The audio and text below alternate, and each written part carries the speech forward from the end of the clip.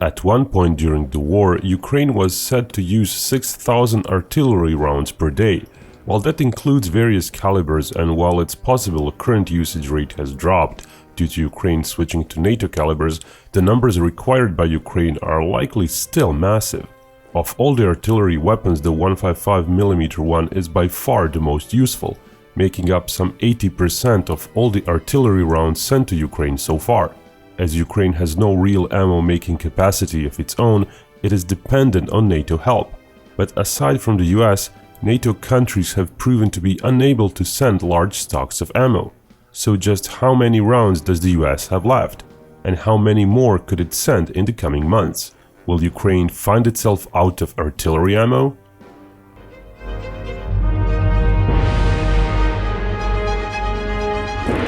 Artillery's qualities can be hard to beat.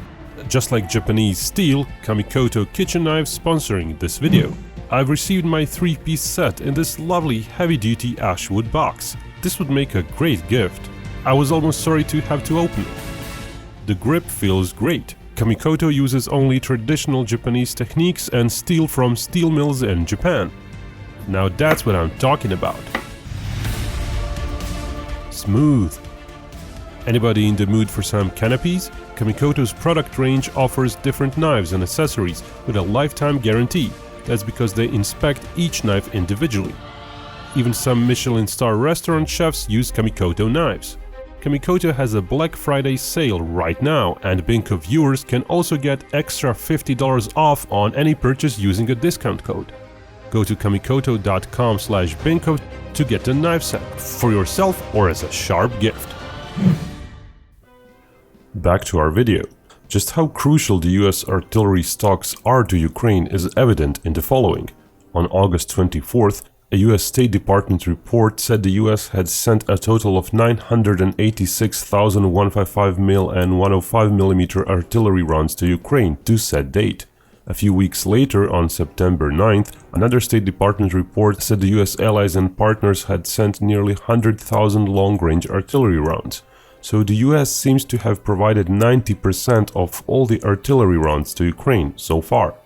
That's not strange when one knows that Germany so far reported sending just over 13,000 155mm rounds, when France claims to have sent quote thousands of shells, and not, for example, tens of thousands. One of the biggest non-US contributors was Canada, sending 20,000 155mm shells. The 155mm shells are particularly important as the 105s simply don't have the range nor effect. Plus, all the 105 guns in Ukraine are towed and not self-propelled, making them easier targets. The importance of the 155 is also evident when the State Department reports are disseminated. Of 986,000 shells, 806,000 were 155mm, the rest were 105mm ones. The dynamic of US 155mm rounds shipments to Ukraine is also clear in various State Department reports at least until late July. It's very evident that shipments started accelerating quite a bit. Of course, that's only normal considering that in early April Ukraine had no 155mm guns, and that from then on it started receiving more and more such guns as aid. List shown does not mean all the systems were delivered in the month mentioned. Indeed, some took months to deliver all of the items promised. Also worth noting is that an unknown number of said systems were lost in combat, but it's still likely that the pace of deliveries is at least as it was by August, and if Western countries continue supplying more gun systems, the pace might even increase. So by early October, it's quite plausible that the US and its allies sent anywhere between 1 million and 1.2 million rounds in the 155mm caliber, with the current pace of deliveries being anywhere between 100 and 300,000 155mm rounds per month. As the number of compatible guns used by Ukraine has roughly steadied lately, such consumption figures may continue. Those figures also sort of match what Ukrainian Military Intelligence Service said back in June, that Ukraine was firing 5,000 to 6,000 artillery shells per day. Those also included other calibers, but by June Ukraine was also very low on Soviet ammo, and a good deal of Western guns had not yet arrived by then. Out of all the rounds fired monthly, some 120 to 150,000 rounds were likely 155mm ones, but the US has been sending 40 to 60% more per month.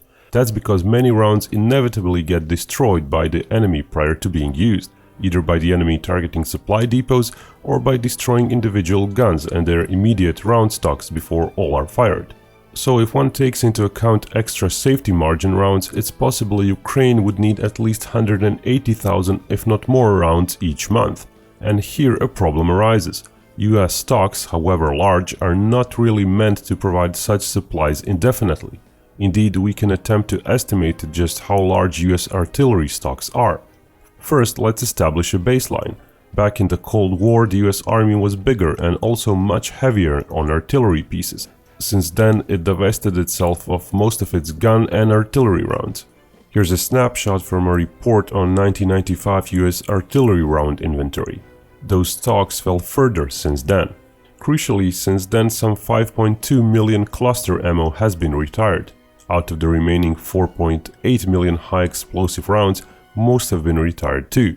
We're talking mostly about M107 rounds, a design which has been in use since the late 1950s. Its replacement, the M795, started deliveries in the late 1990s, and it's currently the primary artillery round of the US military. While precisely tracking M795 deliveries to US military is not possible, various procurement contracts over the years suggest rates of anywhere from 30 to 80,000 such rounds delivered to the US in the 1990s and 2000s, and that the annual totals have since reached 150 to 200,000 rounds in more recent times. US Marines were the early adopters of the M795, while the US Army needed more time to start procuring the round in great numbers. It's also hard to estimate just how many rounds were used in combat in Iraq, Syria and Afghanistan, but given everything, the US before it started sending rounds to Ukraine might have had around 2.5 million M795 rounds, give or take 100,000. If half of the old M107 round inventory from 1995 was still left by the start of 2022, the US is unlikely to have more than 4 million direct combat artillery rounds. If somehow, which is unlikely, the entire M107 inventory is still available, then 5.5 million rounds might be around. Adjusting for the added mine layer, smoke, illumination and training rounds, the overall total of the US inventory is likely to be between 4.6 and 6.3 million. It sort of meshes well with another estimate method. If we take the ratio of artillery pieces to ammo in 1995 and compare it to today's one, then a corresponding drop in rounds might yield similar figures. Though due to many M107 rounds being used in wars, the lower bracket might be more plausible. Coincidentally, on September 9th, the US said it sent Ukraine 1,000 of its remote anti-tank mines, which are delivered by 155mm projectiles. Anyway, to simplify, our estimate will range from 4.5 to 6 million. Of these figures, to date, US has already sent 1,155 rounds to Ukraine, so a fifth of its entire inventory. So if the US and its allies keep sending 150 to 200,000 such rounds per month, and if, as we showed earlier, the US alone makes up 90% of that number, then the US might empty its entire stock within anywhere from 18 to 30 months. That's not including future procurement of the military. Said procurement is paltry compared to figures used in Ukraine. The 2022 fiscal year contract called for 80,000 M795 and other direct combat rounds for the army. Coupled with various smoke, training and illumination rounds, the grand total was 102,000 rounds. It has to be said, however, that in 2 years prior, the US Army contracted over double the number of direct combat rounds.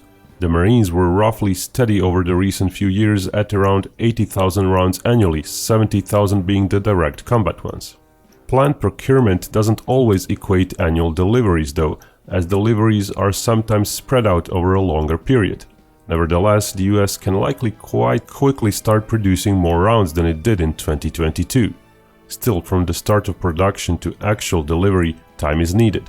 In peacetime, 13 to 18 months usually transpire before a contracted artillery round is delivered. This pace will surely improve because of urgency, but it can't ramp up overnight.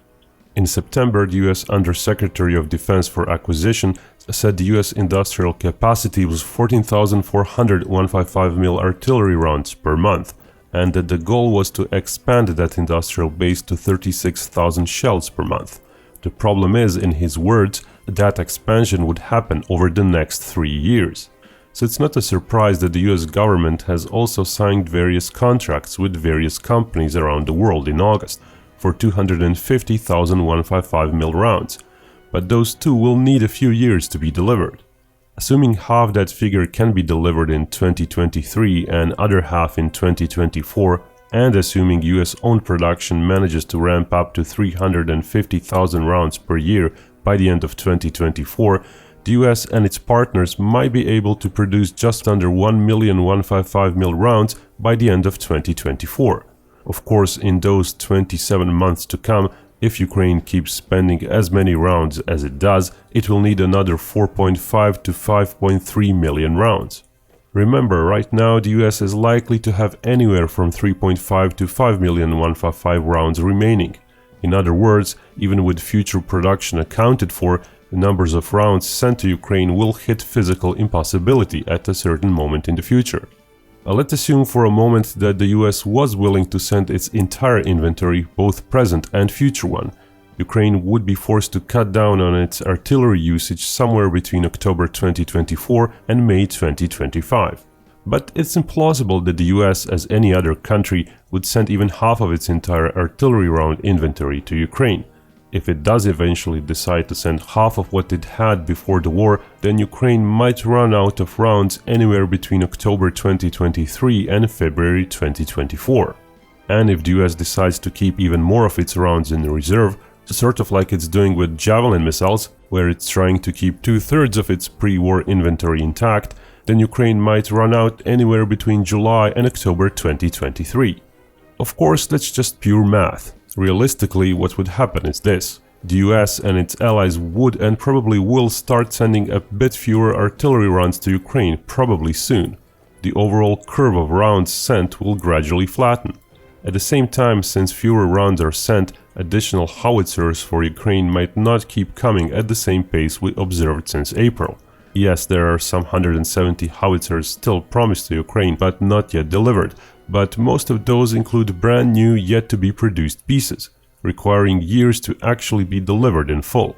There are also other operational reasons why Ukraine might not even be able to keep firing as many rounds over the fall and the winter. Cloud cover over Ukraine in the summer is roughly at 30%. Over winter it goes to 70%. Coupled with shorter days, NATO satellites and various drones over the battlefield might have up to 60% fewer opportunities to find targets.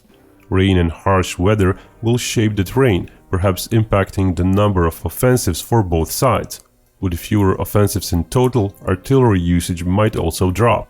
Furthermore, if Russian pinpoint strikes on supply depots and artillery pieces further drop in effectiveness, it's likely that the 50% safety margin on additional rounds will not be necessary. A reduction of those extra rounds by half would be enough to stretch the out-of-ammo timelines by at least several months. And even if Ukraine will have to contend with using fewer rounds, it doesn't have to mean its position on the battlefield would gravely suffer.